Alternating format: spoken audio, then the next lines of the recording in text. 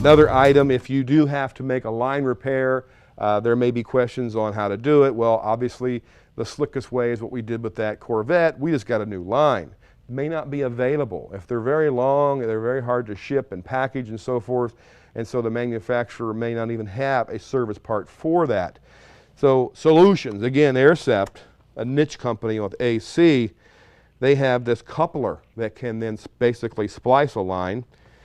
And before these came out, there really wasn't any suitable way other than if you had an expensive crimping tool and could make yourself a custom line.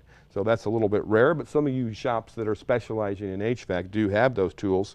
A little tech tip, this is a compression fitting, all right? And obviously you're going to cut the line and then deburr anything that you created from the cut with your tubing cutter. Then you're going to remove any of the metal from that deburring process and cutting process.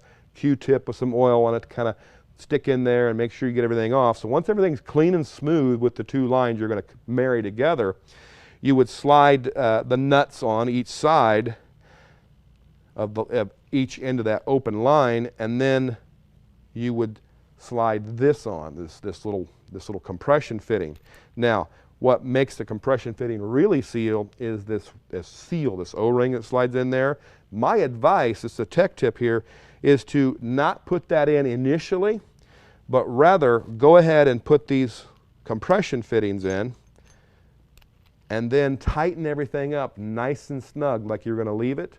And what that does is it preforms the compression fittings so that any crimping that's done is done prior to the installation of this. Now then back that nut back off, then oil this up, lube it with 500 viscosity mineral oil, stick that back in. So now you've already did your deformation, your deforming of the compression fitting, and now you shove that in on a second operation and then retighten it. And the reason is that can become damaged as that compression fitting starts to do its job and crimp around that line. You don't want the O-ring damage because then you will have a leak possibly if you're not careful. So put this on in 2 steps, compress the compression fittings, and then add this lubed up and then retighten it. Put it back together a second time and retighten it. So there's a tech tip on using that.